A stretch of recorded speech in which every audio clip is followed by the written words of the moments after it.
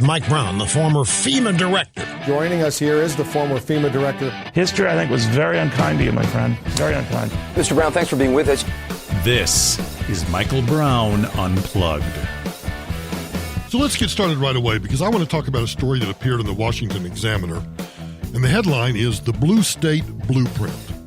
And the reason I want to talk about this today is oftentimes when I go speak to particularly political groups, whether it be a Republican Party group or a trade association or whatever, I invariably get asked questions about, how much money should I give? Who should I give a campaign contribution to? How can I get involved? How do I participate in our political process? And they're all great questions, but they invariably lead to a question that goes something like this. So I'm doing all of these things. I'm making contributions. I am working on a campaign. I'm volunteering to do this.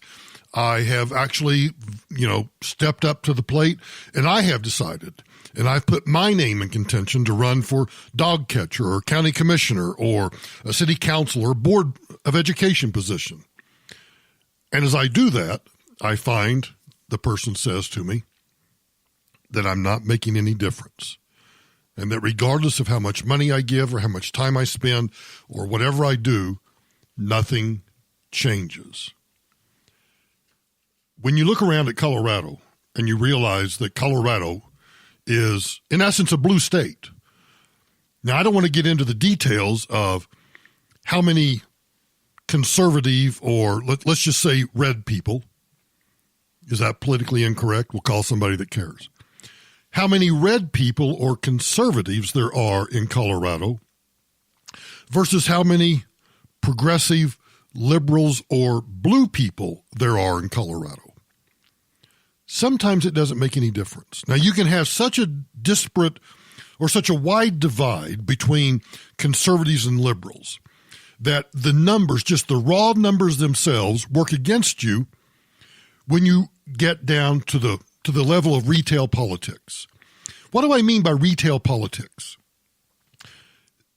That is the infrastructure, the money, the organization, everything that it takes to win any particular office.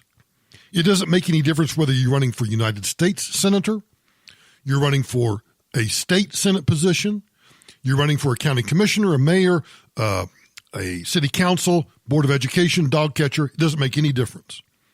Retail politics are all of those things that you need and have to do to get elected. Colorado is now a blue state. I really don't think that we can claim to be a purple state when Democrats now control everything. They have total dominance over Colorado government for the first time since 1938, and they have now completed the shift of Colorado from a strong, independent, individual liberty, gun-toting, conservative, rock-ribbed kind of individualism that made the West great to kind of a weenie, progressive, kumbaya, let's, give away everything free and blah, blah, blah, blah. It took 15 years. But I would challenge those of you that, and I know that people that listen to this podcast are predominantly from Colorado. But for those of you that are listening in any other state, this applies to you too. And it would heed you to pay attention to it. Now, the transformation of Colorado from red to blue is in part demographic. And that's what I mean about sometimes the numbers just work against you. If you live in a state, let's just say there's 1 million people in your state. And of those 1 million people, only 250,000 of them are what you would consider to be reliable conservatives. 500,000 are solidly progressive liberal individuals. And another 250,000 are the individuals that you will always find that are, first of all, they'll lie to you and say, well, I never vote party, I vote on the individual. Or they say something stupid like, well, I think it's a losing battle and I just hate it, so I'm not going to vote regardless of who's running. Or I'm not going to vote because I don't like either one of the candidates. They have a whole host of reasons. They're oftentimes called unaffiliated voters or independent voters. I don't care. What I do care about, though, is what do they do? Do they vote or not vote? Because an unaffiliated or an independent voter, depending on how they lean, how they think, what their life experiences are, they can be convinced to get off their lazy boy couch and turn off the TV long enough. Well, and when I think about it, hell's bells, you don't even have to do that in Colorado. All you have to do in Colorado is you got to go out to the mailbox. And I know that's a stretch for some people. I mean, that means you got to turn off Dancing with the Stars. You've got to set down your beer, and you've actually got to get your fat ass out of the lazy boy, and you got to walk out to the street where the mailbox is. And if you live in one of these places like I do, where there are community mailboxes, you might have to walk a block to get your mail. Well, that's too damn far to vote, so I'm not going to do that. But back to these independents, these 250,000 out of 1 million voters. Some of them can be convinced to go vote for your candidate if you're a conservative. Some are going to go for the liberals. A lot of them just aren't going to vote at all. But what does that have to do with red versus blue, conservative versus progressive? Well, it has to do everything with the infrastructure. Because if the numbers work against you, take away the 250,000 that I'm talking about that are the independent, unaffiliated, and let's just say that none of them vote. So now you have 500,000 diehard progressives and 250,000 diehard conservatives. In that extreme hypothetical situation, I don't care how good your retail politics are. The only thing you can hope to do is depress the vote on the liberal progressive side so that a lot of the 500,000 that are going to vote for the progressive liberal candidate, regardless of what office they're running for, unless somehow you can persuade them to stay home, if most of them go out and vote, the numbers are just against you. That's not the case in Colorado. In Colorado, we are pretty much divided 1/3, 1/3, 1/3, a third Democrat, a third Republican, and a third unaffiliated. So that middle, those unaffiliated voters, are ripe for pickings. So when I say that the transformation, the fundamental transformation of Colorado from a solidly red to a solidly blue state is somewhat driven by demographics, that's true. But the change in Colorado was driven more by a bunch of wealthy Colorado liberals who understand local elections. Let me rephrase that. They understand state elections, because I want to set aside congressmen and U.S. senators and presidents for a moment. And instead, I want to focus on, I said this to a group that I spoke to just a few weeks ago. I asked the room, this is a Republican Party group, how many Republicans do you have on the board, on the school board? How many Republicans do you have in the county commissioner's office? Is your sheriff a Republican?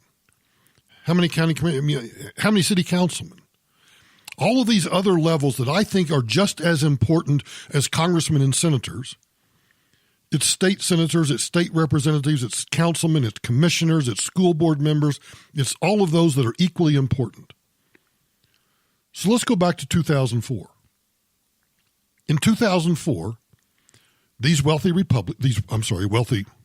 have wealthy Republicans, but don't get me started on them right now. These wealthy Democrats, these wealthy liberals in Colorado, started a strategy that became known as the Colorado model. And the model was so successful. I'm going to make a comparison here, and it's not the kind of comparison that is going to set well with many people, but I think it's an apt comparison. I'm going to compare the Democrat strategy to terrorists. Now, I don't mean to imply that Democrats are out to blow up buildings and kill people, But there's something very unique about either state-sponsored terrorist groups or non-state-sponsored terrorists. Al-Qaeda, Hezbollah, Hamas. Just pick any terrorist group. What's the similarity between terrorist groups and these Democrats that I'm talking about that established the Colorado model? It's quite simple. Patience. Patience, putting together a strong network, and slowly but surely building that network until it's time for the event to occur. Now, for a terrorist, that's blowing up a building, killing people, whatever their modus operandi is. But for these liberals, it's elections. And so they start putting together a network, an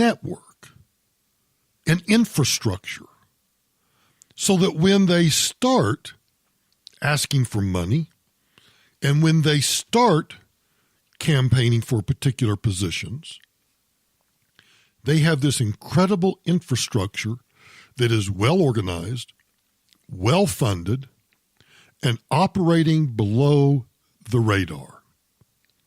Now, by contrast, here's what Republicans like to do.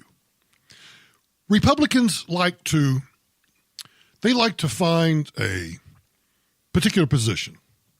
Let's just say it's, right now let's talk about Cory Gardner. Cory Gardner's running he is the junior U.S. Senator. He's up for re-election in 2020. He is a target of the Democratic Senatorial Campaign Committee. He is a target of every liberal group.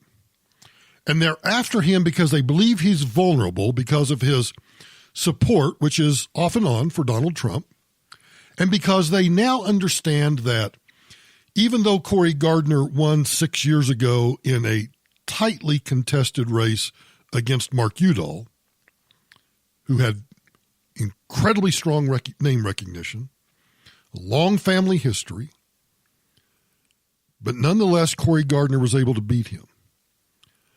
I would posit that one of the reasons that Cory Gardner was able to beat Mark Udall was that, one, it was an election cycle where conservatives were still winning. And so Republicans did what Republicans tend to do. Let's throw a boatload of money into that campaign. And let's get all of these 537 groups, all these independent expenditure groups, to start spending money on doing ads, radio, television, newspaper, print, web, internet, everything. Let's saturate everything with advertisements for Cory Gardner, both directly through the campaign and indirectly through these other 537 independent expenditure organizations. And so Cory Gardner won. But the Democrats, while they were upset, were also patient. Because while they were losing that election, they were still starting to win district attorney races, city council races. They were winning sheriff's races. They were winning county commission. They were winning all of these other races that everybody kind of, particularly big Republican donors, tend to turn their noses up. Well, I'm glad that Bubba's running for county commissioner of, Podunk County somewhere in Colorado. But you know what I'm doing? I'm writing between me and my wife and my company and everybody. We're writing, hundreds of thousands of dollars, and we're bundling $1 million to help elect Cory Gardner. Well, congratulations. That's great. But now we find ourselves in a state where there is total dominance over state government by Democrats. And now we're facing a tight senatorial race that I haven't looked at the Cook political report today, but I would say it's, without looking, it's a toss-up. And that's not good for Colorado. It's not good for Cory Gardner. Certainly not good for the country. I have my beef with Cory. Cory's a friend of mine. I have my beef with certain positions and things that he does, but I'm going to vote for him because I'm certainly not going to vote for a Democrat. I'm certainly not going to vote for any of the Democrats that are currently running, in particular John Hickenlooper, who the Democratic Senatorial Campaign Committee wants to kind of crown as, well, he's the winner. All you others just kind of go away. So back to my whole point about retail politics and the infrastructure. So a bunch of wealthy liberal donors are putting $200 million into local elections over the next 18 months. Now, that's more than twice what the official Republican National Committee and Democrat National Committee, that is twice the amount that those two groups spent on state legislative races in the 2018 election cycle. Outside groups are organizing this incredible army of liberal activists around the country to campaign for local races in states where they don't even live. According to the news story that I have in front of me, organizers said the spending is strategic, honing in on states and specific seats where they can have the most significant effect. They did that in Colorado last year, so now they're moving to Florida, Michigan, Pennsylvania, and North Carolina. Why do I slowly and emphatically say Florida, Michigan, Pennsylvania, North Carolina? In almost all scenarios, you cannot win the presidency without winning Florida. In most scenarios, you really can't win the presidency without winning Michigan or Pennsylvania. North Carolina? Yeah, maybe not. So if you control the apparatus in Florida, Michigan, Pennsylvania, if you're able to replicate in Florida, Michigan, and Pennsylvania what you did in Colorado, you are setting yourselves up as the progressive Democrats to take control of the state and implement your infrastructure such that no matter how much money Republicans throw at a particular candidate, they'll have the infrastructure to get out the vote, maybe even cheat a little bit, and win the elections. Rita Bosworth, who is the executive director of the Sister District Project, one of these outside groups, told the Washington Examiner that, quote, "We look at states that have the potential to flip, and you go do a deep dive, and you say, which races are going to be most strategic to support in this state? Sometimes by supporting between 1 and 4, listen to this, sometimes by supporting just one, I'm kind of paraphrasing it now, I don't want to quote it verbatim, sometimes by supporting maybe just 1 or 4 state legislative races, that enables them to flip an entire chamber. Say the House from Republican to Democrat or the state Senate from Republican to Democrat. Or it allows them, as she says, to bust up a Republican supermajority. Or it allows them, and in parentheses I'll add, like in Colorado, to create a Democratic trifecta controlling the state Senate, the state House, and the governor. And then she says, you can have a larger strategic impact if you go really deep and find out where is the lever of power. So these 4 wealthy Republicans, Tim Gill, Rutbridge's Jared Polis, and Pat Stryker, all teamed up with Al Yates, and they began their plan, their blueprint, as you've probably heard in the past, to turn Colorado blue. I was asked today, no, I take it back, I was asked yesterday, about where did Jared Polis come from? And I had to explain to this individual, I didn't have to, I wanted to explain to this individual, this was the plan all along. First and foremost, I've said on 1,000 occasions that the best job in politics, besides being obviously the President of the United States and being the most powerful human on the face of the earth, at least for the time being, the best job in politics, besides being POTUS, is being the governor of a state. Because you have more ability to influence the lives of individuals in that state as governor than you'll ever have as a U.S. congressman or a U.S. senator or a state senator or a state representative. A governor can set the agenda, control the agenda, drive the agenda, because it's a microcosm of D.C. It is D.C., but on a smaller level, and you have a much better ability to influence these smaller groups of people. Instead of trying to influence 535 people, in some states you're only trying to influence 75 people. That's why the Democrats focus on states. Oh, they want to win the presidency, don't get me wrong. They want to win it so badly they can't see straight. They hate Trump, they hate conservatives, they truly operate from a position of hate. Republicans, we don't operate from a position of hate. At least I hope you don't. I don't operate from a position of hate. I operate from a position that your policies are dangerous to the future of the country. They're dangerous to the future of my children and my grandchildren. They're dangerous to my individual liberty, my economic freedom. They're dangerous to capitalism that has made this country as great as it is today. That's the position that I operate from. I don't hate any of the Democrats running for president. I think they're a bunch of goobers. And I think a bunch of Democrat congressmen and senators, they're a bunch of goobers. But you take Alexandria Ocasio-Cortez, you take Sheila Jackson Lee, you take Nancy Pelosi. Hell's bells, let's talk about Hillary Clinton for a minute. I worked up close and personal with Hillary Clinton post 9/11 for several years. I never hated the woman, despised her politics. She knew I despised her politics. She despised my politics. But we were still able to sit down and talk to each other and sometimes laugh about some stupid stuff. But I was hell-bent on doing everything I could to prevent her from implementing some of the policies that she was advocating that I had any influence over.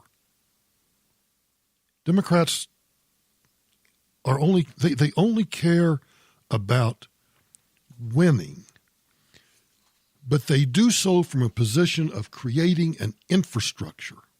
Let me give you a few details about the infrastructure that I'm talking about that the Democrats put together in Colorado that is now being replicated across the country. This should scare you, and it should cause you to ask, as I said to this group a couple of weeks ago, you should ask your state party. You should ask the representatives of your state party, the Republican members of the state House and state Senate, the Republican members of Congress, the Republican members of the U.S. Senate, Republican district attorneys, Republican city councilmen, Republican boards of education. You should be asking them, what are you doing to create the kind of infrastructure the Democrats have created? Listen to this. The Democracy Alliance has recently increased its focus on state infrastructure and elections.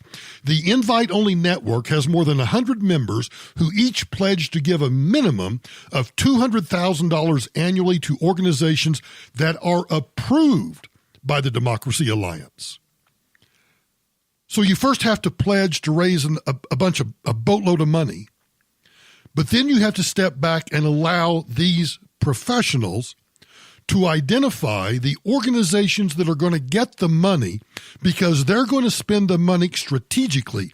This is a tight-knit corporate structure that has, in essence, Democracy Alliance is pretty much like a board of directors.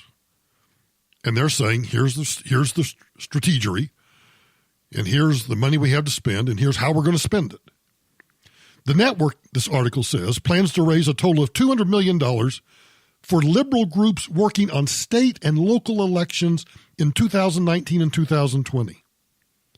The Democracy Alliance called the state campaign central to progressive long-term success. Their goal is to build a permanent base of liberal power that reflects what they call the new American majority. Now, here's how they operate. And here's where because Republicans, You know those people? Those people who love to be seen, have their picture taken with a famous athlete or a famous politician or any politician. They're very superficial.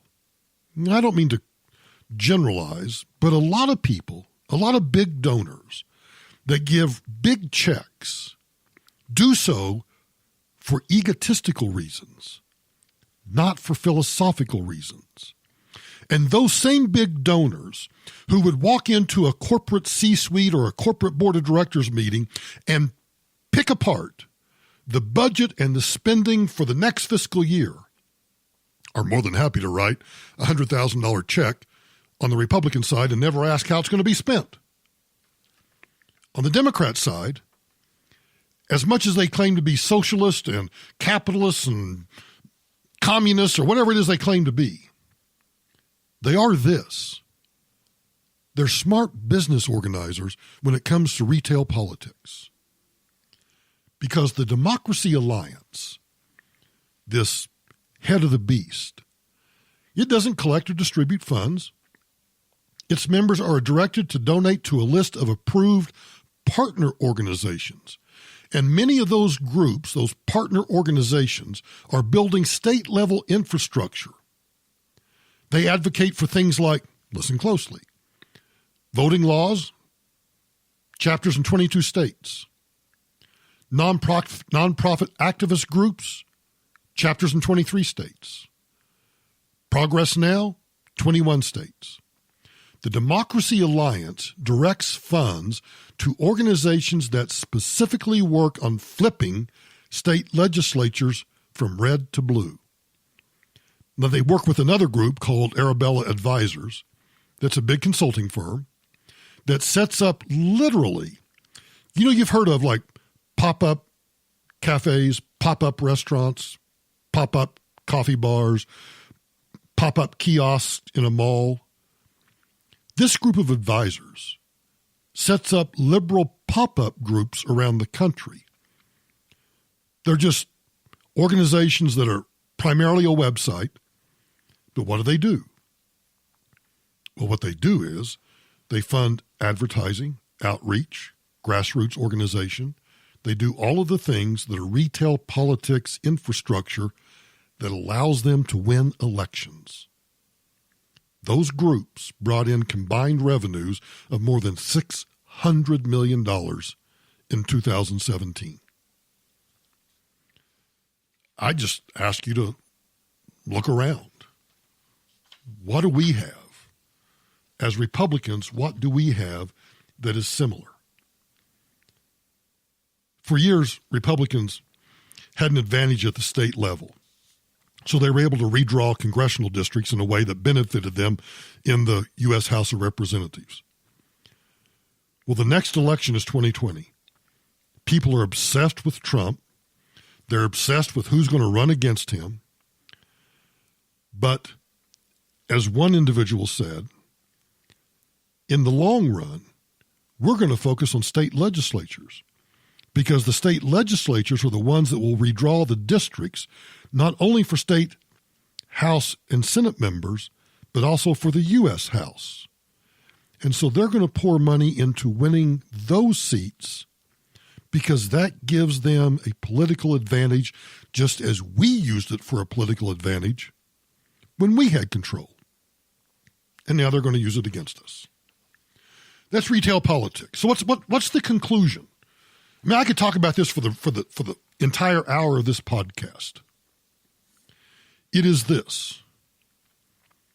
We have to learn as a party that infrastructure, grassroots, focusing on something besides, look, I'm not diminishing. The presidential election is incredibly important because of the Supreme Court. The Senate is incredibly important because of the Supreme Court. The Senate is important in order to block the dumbass bills that Nancy Pelosi and the squad and everybody else are putting through the House of Representatives. Yes, that's important. But equally important are state legislatures who, after the next census comes out, will start redrawing congressional and state Senate and state House district lines that could give them an advantage to take over legislatures in states around the country. That then gives them an advantage in those congressional races, Senate races, and ultimately in presidential races. So if I had anything to say about the last 30 minutes of this conversation, it is get involved. Are you a precinct captain? Are you a volunteer? But when you go to become a precinct captain or a volunteer on a candidate's campaign, or you want to write a check, you should go in asking questions. What are we doing? How are we doing it? Every one of you, I don't care whether you're blue collar or white collar, I don't care whether you're in a management or a non-management position, I have learned this throughout my life. Even if you are the custodian in a gigantic organization, if you're the kind of custodian that, well, if you're the best street sweeper that you can be, as Martin Luther King said, then you understand how your organization works. You hear the politics. You hear the scuttlebutt. You know as much about the culture of that organization, and sometimes even more about the culture of that organization than does the CEO. So if you're just a volunteer, you understand that we need an infrastructure, we need a plan, we need a strategy, we need a long-term, terrorist-like vision of the future that says, we may not attack tomorrow. And our next attack, we want to be gigantic and impactful and horrendous, but we're willing to wait a year or two to put in place the infrastructure so that when it comes election day 2 years from now, we wipe them out. You can do that. You absolutely can do that. I do it every time I speak to organizations. You know, I think I made, and I have to admit, I actually love this. I enjoy doing it. It's my nature. I think a good speaker challenges an audience to think differently than they do. I mean, if all I go in is, if I walk in to give a speech and I'm just reinforcing their already held beliefs, well, I'm just making money for just telling them what they already think. But if I walk into that organization or that company or whatever it is, and I challenge the way they think, if I ask them questions, or if I get the audience, if I use the questions from an audience to throw out an answer that causes them to go, holy cow, I never thought about that. We are wasting our time doing it the way we've been doing it. Or, gee, I just listened to Brown speak and we've always been doing it XYZ way and it's time to do it ABC way.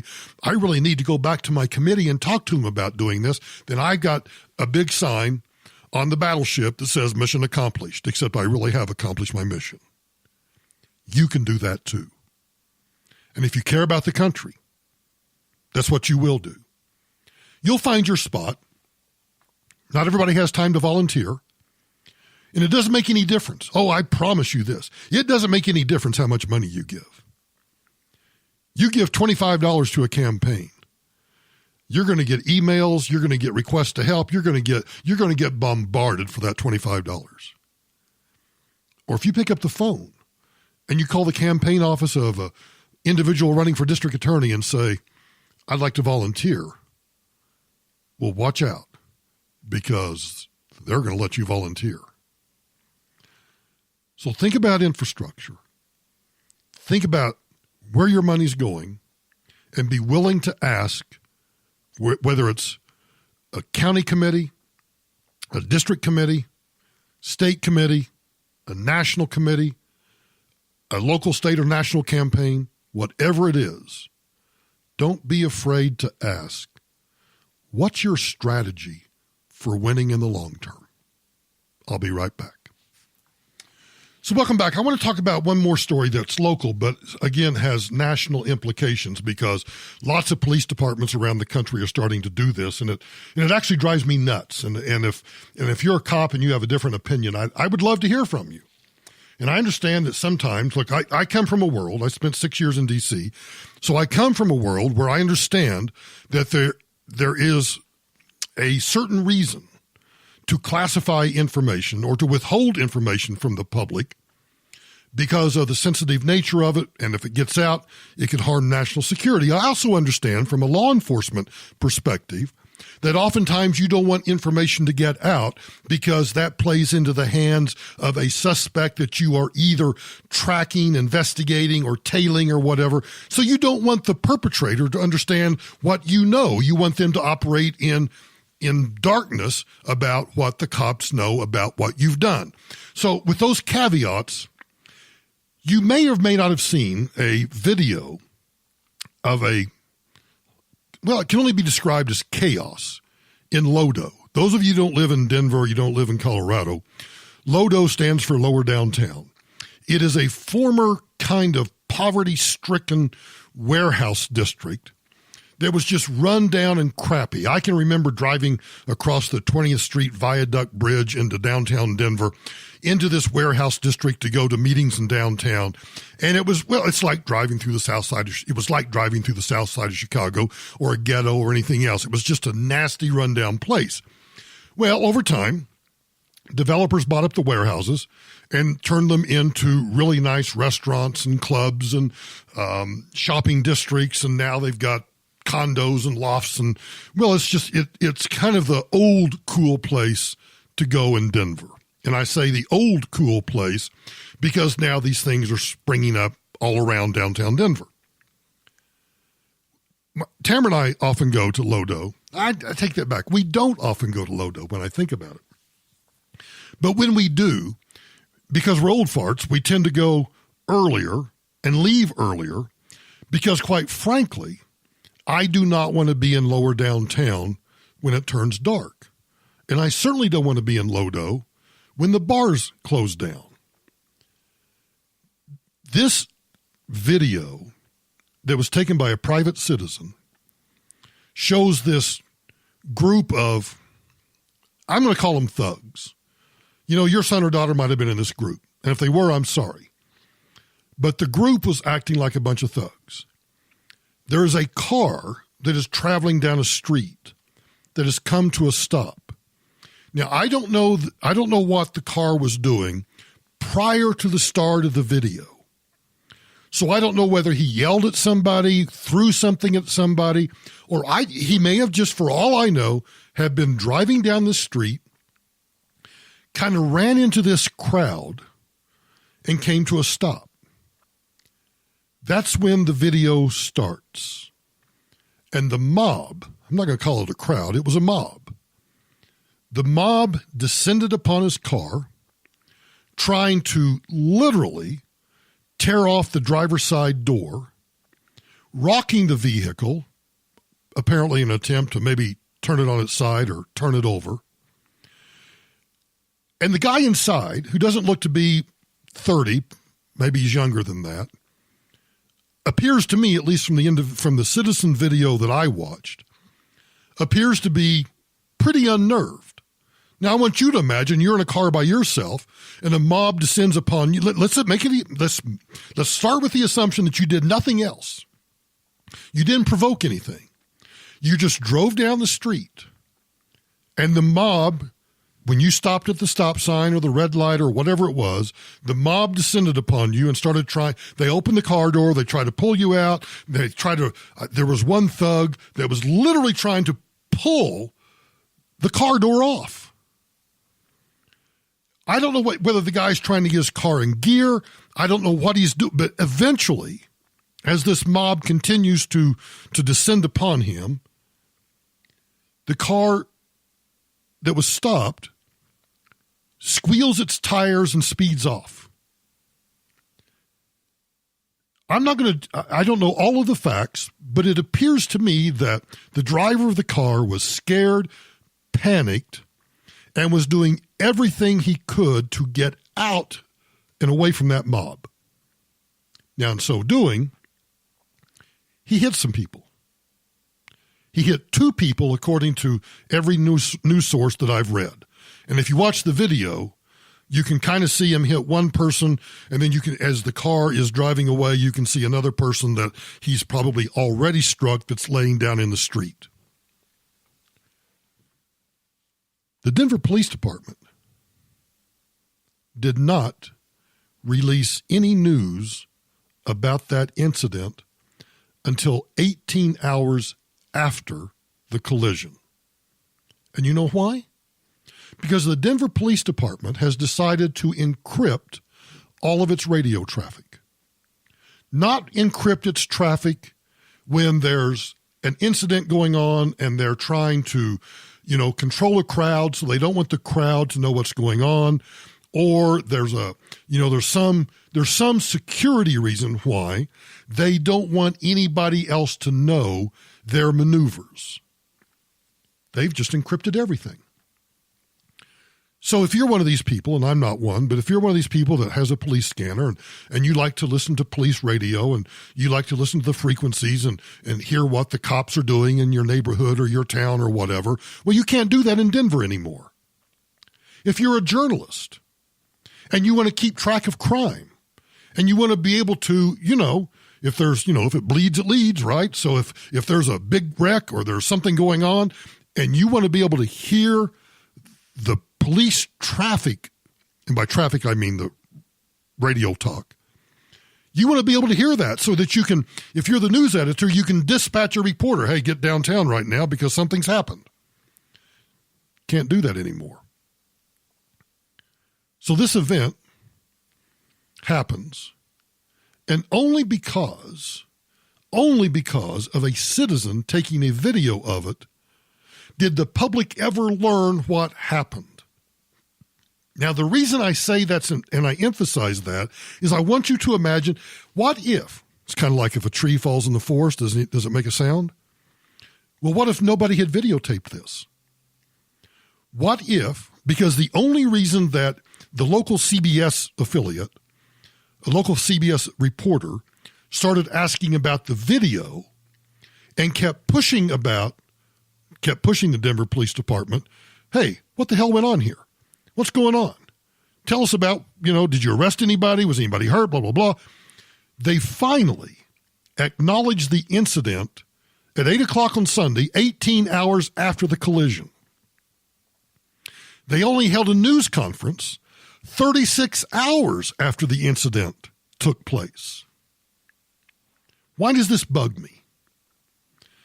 We bitch and moan about journalists. Here's a journalist that was trying to do his job, couldn't inform us about what had taken place in Lodo, and only because of a citizen taking a video did a reporter even know about it. And it's obvious. It's obvious to me that the Denver Police Department was not, until pushed, ever going to say anything about this incident in lower downtown Denver. And apparently this lack of acknowledgement is the latest incident in a series of protracted, late, delayed acknowledgments by the Denver Police Department since they started encrypting the police radio frequencies in July. They've cut off access to the media. They've cut off access to the public. Now, I want you to listen to why the Denver Police Division Chief, Ron Thomas, said in response to, why didn't you tell the public about this? Listen closely. Quote, it did not rise to the criteria of our notification. There was not a significant injury. There's certainly not a death. There were no road closures as a result of that, and we didn't feel there was any continuant community concern involved in that incident. In other words, the businesses and the city leaders like Mayor Hancock and others, they don't want you to know that there were mobs after dark that were attacking an automobile and the automobile sped off and hurt somebody, hit a couple of people. We don't want you to know that. That's not good for the Chamber of Commerce view of lower downtown. And quite frankly, we don't want you to know what we're doing. And this didn't rise to our level of notification. Oh, let me put it a different way. A mob out of control in lower downtown Denver doesn't rise to the criteria of notification for the Denver Police Department. The mayor and the city council, I can only assume, do not want people in the city and county of Denver to know that lower downtown has turned into a crime center. So we're going to encrypt our radio traffic. We're going to encrypt our frequencies and hope you don't find out what's going on in lower downtown. Now, let me make a jump here. Hang on, because we're going to make a big leap here. For me, this is an example of the first steps in a tyrannical government where law enforcement makes a decision that you don't need to know about crime occurring in your community because it might scare you away and it might make the mayor lose an election, although he just got reelected, or it might make a city councilman or councilwoman look bad because a district or an area in their district is riddled with crime, and we don't want people to quit patronizing the bars and the clubs and the restaurants and the shops in lower downtown, so we're not going to tell you about this. That's the first little baby step in a tyrannical government, is when there's no transparency between our law enforcement and our citizens, and there's no transparency between municipal government and what's going on. And in fact, there's actually cover-up and opaqueness because we don't think it rises to the criteria of our notification. I've got news.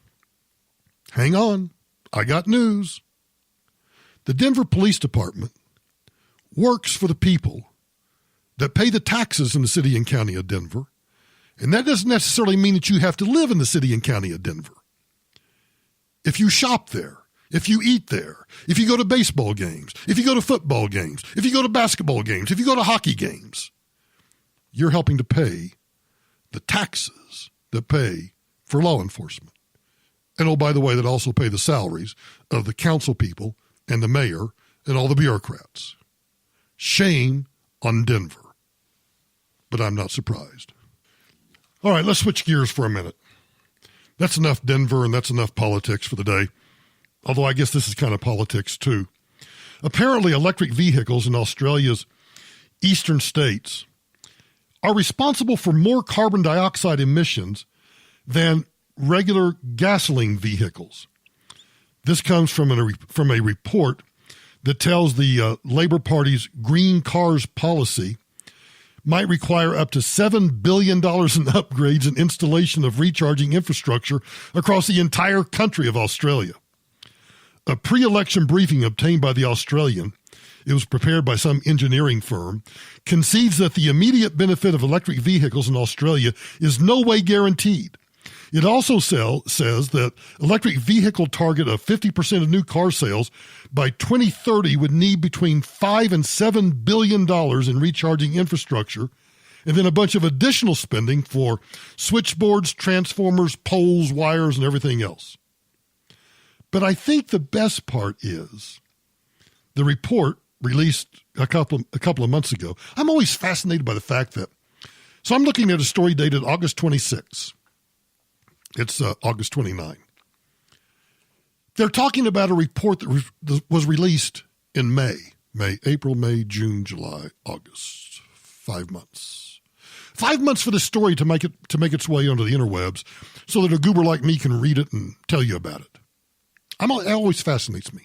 Like, where have you people been? Why didn't you tell us about this before?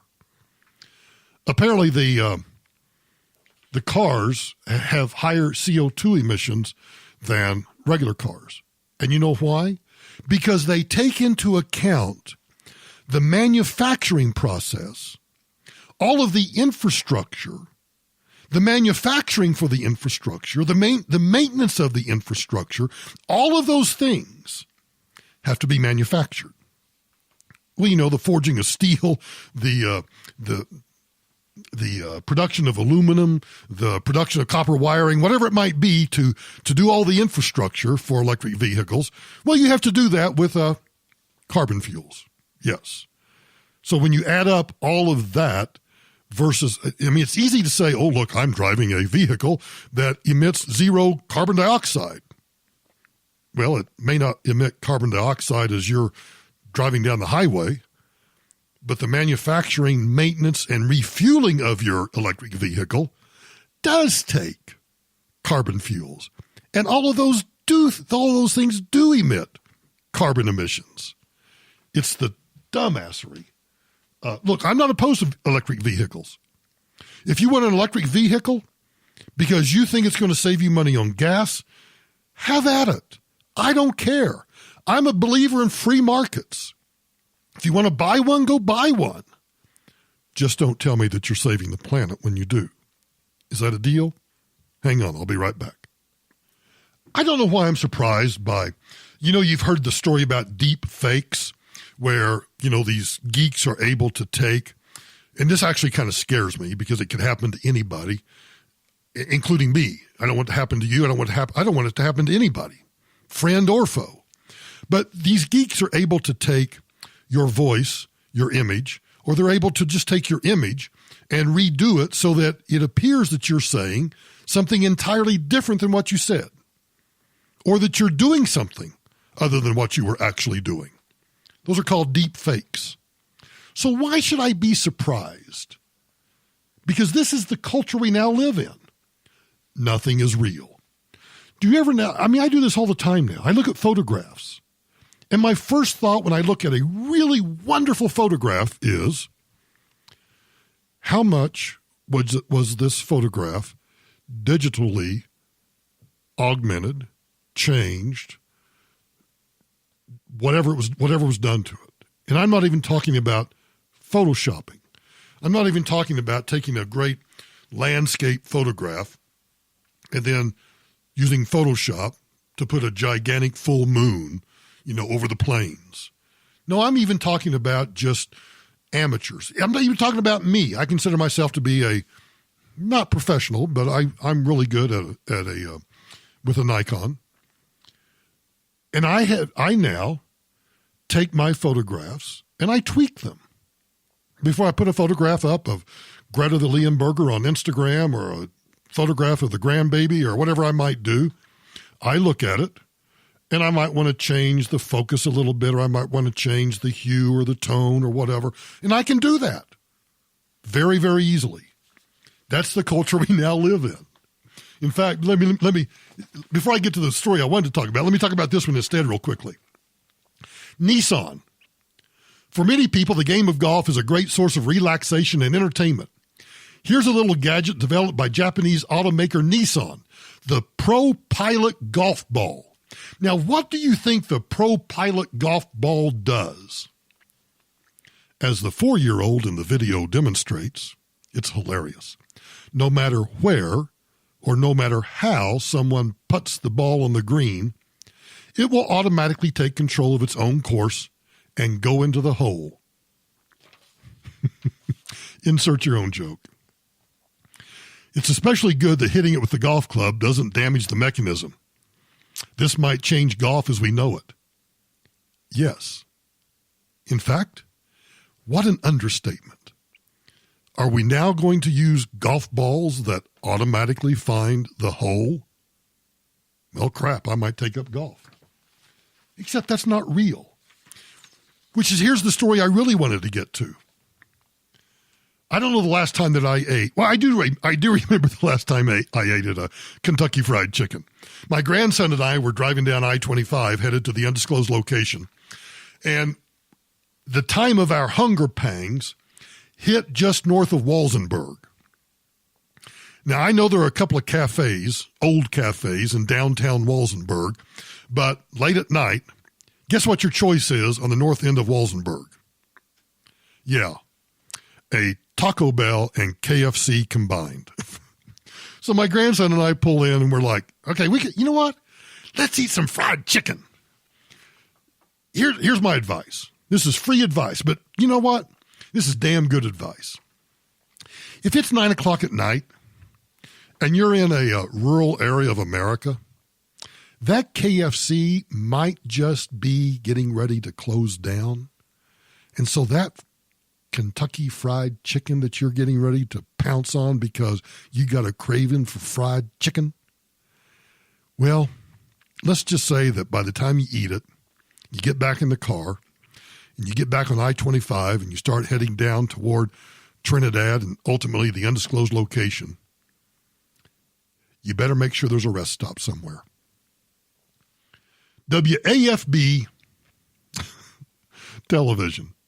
KFC is testing fried, and it's in quotes, is testing fried chicken made with faux meat. The chain is teaming up with that Beyond Meat company to make Beyond Fried Chicken. We've gone beyond civilization. KFC will become the first nationwide fast food restaurant to test Beyond Meat's plant-based chicken.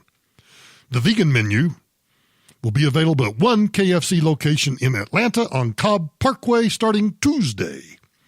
Customers will have the option of trying the new item as either nuggets or wings with a choice of dipping sauce. KFC says it will consider customer feedback before deciding to test the menu at more locations or to launch it nationally. You see, we live in a society now where nothing is real. Nothing is real. I want to remind everybody to be sure and download Friday's podcast because I will not be doing a podcast on Monday because it's Labor Day. And like all the other goobers that want to hit the highway, well, this goober family is probably going to hit the highway too. So there will be no podcast on Monday. The podcast will resume on Tuesday, September 3rd. But I haven't decided whether to announce on Friday or not. Some of you may already know what's going on because, well, there's really not much of a secret about it. But I'm going to tell you on Friday about some fun news that I have that, well, let's just say that, the past 4 or 5 months have been a great time for me. Now, if Tamara heard me say that, she'd probably shoot me because she'd say, are you freaking kidding me? You have spent the past 4 or 5 months either depressed, mad, angry, scared, ecstatic, happy, excited, a whole range of emotions because I finally got to start doing some projects that I wanted to do that I was just simply not making time to do. I made a really good friend who was a listener of the old radio program, and he and I are doing a project together that just has me excited to no end. It's a great Homeland Security project, and I'm thrilled to be a part of it. But there's other stuff going on that I quite frankly wasn't sure was, well, I don't know. But I'll tell you about that on Friday's podcast, or maybe not. And I'll also remind you, because I still want to do something about bed bugs that I did yesterday, but I want to follow up on it. And I want to remind you that if you download us on iTunes, would you do me a favor? Would you go to iTunes and leave a 5-star rating? And then if you have time, leave just a short review. I don't know, let's just like 2 lines. Like, Michael Brown's podcast is the greatest podcast in the history of civilization. Something really good. And then we'll put the proverbial check in the mail. And then you go to the Michael Brown Today website, michaelbrowntoday.com, and follow me on all of the social media platforms. Twitter, Instagram, Facebook, YouTube, LinkedIn. Where all the cool kids are. We're there too. So stay tuned. So let's get to, I told you yesterday about bed bugs being discovered in the New York Times. Bret Stephens, who was ostensibly the conservative commentator for the New York Times, Bret Stephens was anything but conservative, got really upset because somebody referred to him as a bed bug. Now, in my lifetime, I think I've been referred to as because I was a lawyer, I've been referred to as a snake. I've been referred to as a cockroach. I'm trying to think, anything else? nobody's ever called me like a ladybug. Nobody's ever called me a June bug, a mosquito, nothing like that. Just a snake and a cockroach. Nobody's ever called me a bed bug. But when the people did call me a snake or a cockroach, you know what I didn't do? I didn't go curl up in a fetal position, or I didn't do this. Here's Brett Stevens. After a controversy that involved someone calling you a name, would you like to comment on that? Yeah. I find it funny. So here we are on MSNBC, and the little MSNBC anchorette says, now, apparently you've done some things since somebody called you a name. How about, what if she just said, Brett, you've done some things since people called you a bed bug. Do you want to comment about that? Is bed bug now a proscribed word that we can't use? This is why somebody can make $1 bazillion if you'll come up with the Newspeak dictionary online that every morning we can wake up and find out which words we can use and not use. Bed bug, no longer acceptable. Back to Brett Stevens. Let me back it up. Here we go.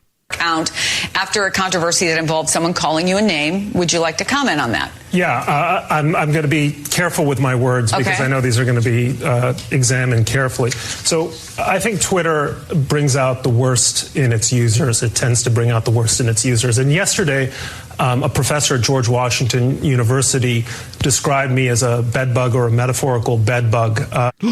Oh, the inhumanity. Oh. Just in the context of the New York Times having a bedbug problem in our building. And I think that kind of rhetoric is dehumanizing and totally unacceptable no matter where it comes from. Now, when people called me a snake or a cockroach, I was offended by it. But I don't think I'm going to tell anybody that I'm offended by it, because that just empowers them. If you, and I'm talking to you, because you know who you are.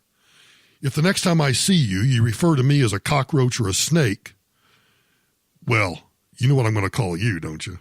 Yeah. Uh-huh. I would never even, like if Tamara called me a cockroach, I'd be like, okay, what did I do now? But this guy is upset that somebody called him a bed bug, and I'm having a hard time getting my head around that. Am I uncaring? Do I just lack any sort of humanity? So I wrote him a personal email. I didn't go to Twitter. I wrote him a personal email, which I think was very civil, saying that I didn't appreciate it, that I would welcome him to come to my home in New York, meet with my family, and see if he would call me a bedbug to my face, because a lot of the things people say on social media aren't the things they're really prepared to say in one-on-one interactions. I agree with that. I do think that Twitter is a cesspool, although I have fun on Twitter. I do think that Twitter is a cesspool. I think social media writ large is a cesspool because it does exactly what Brett Stevens just described. It empowers a bunch of weak-kneed, yellow-livered, yellow-bellied, dirtbag goobers to be Mr. Tough because they're hiding behind Mama's skirt. Does Mama even wear a skirt anymore? In fact, I won't go down that path. I agree with Brett Stevens that social media has really coarsened the national discourse. And people do call other people names that they would never do face-to-face. But holy cow, bedbug? I think a bedbug's not even like a cockroach. Is a bedbug even on the same level as a cockroach?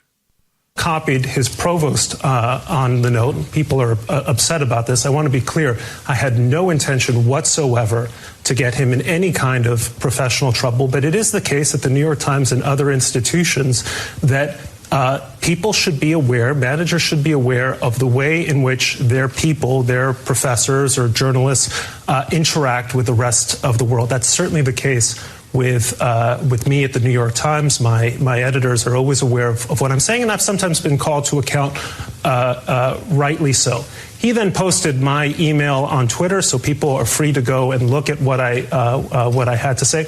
All I would say is that using dehumanizing rhetoric like bedbugs or, analogizing people to insects is always wrong. We can do better. We should be the people on social media that we are in real life.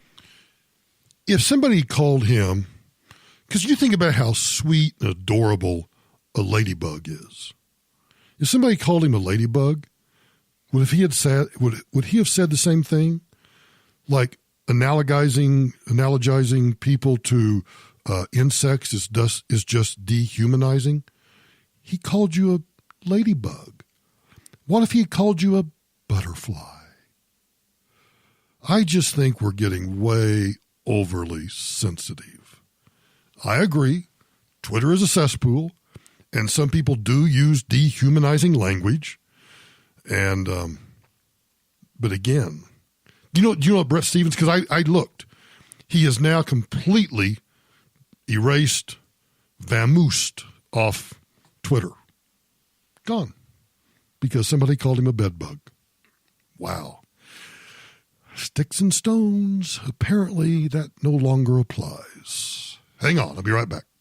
Okay, it's time for some taxpayer relief shots. I think I did a couple yesterday. Let's do some more today.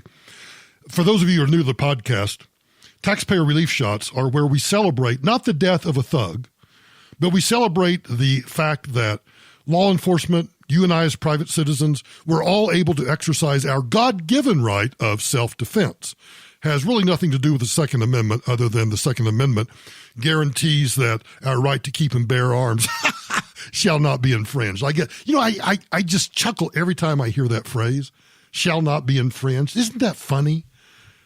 I think the founding fathers were trolling us when they wrote that. This comes to us from Helena, West Helena, Arkansas.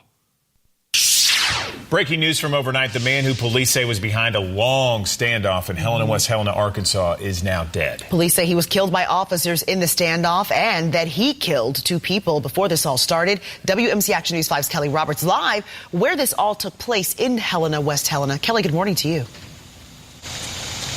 Good morning. Yeah, we were able to confirm that the suspect was killed during this standoff late last night. But this is the closest we've been able to get to the scene of where this all happened. Obviously, police have cleared out of the scene. We're in the 200 block of Washington Street here.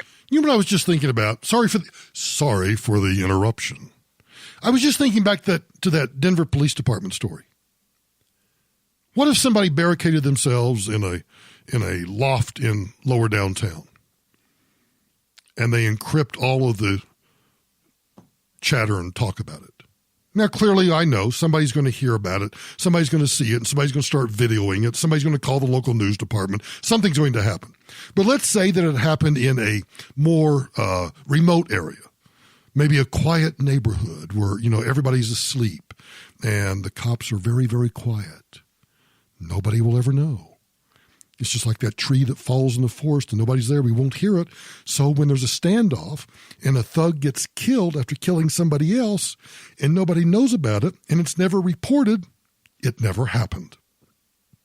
Helena, West Helena. We're near a business that seems to have started operations. There's lights on and some activity happening over there. But again, this is the closest we've been able to get.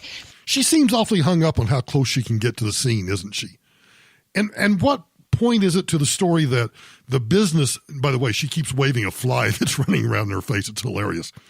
What point is it that the business behind us is about to open or start operations again?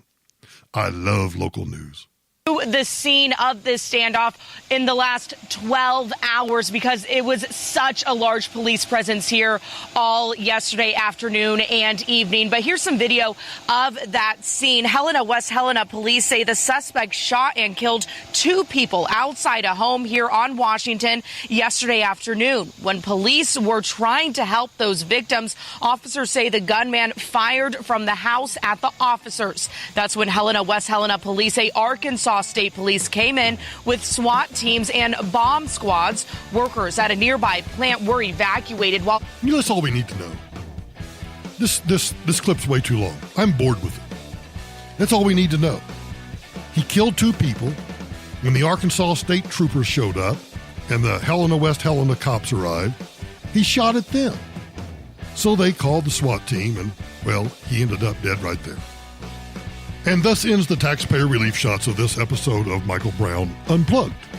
Thanks for listening, and I'll talk to you tomorrow.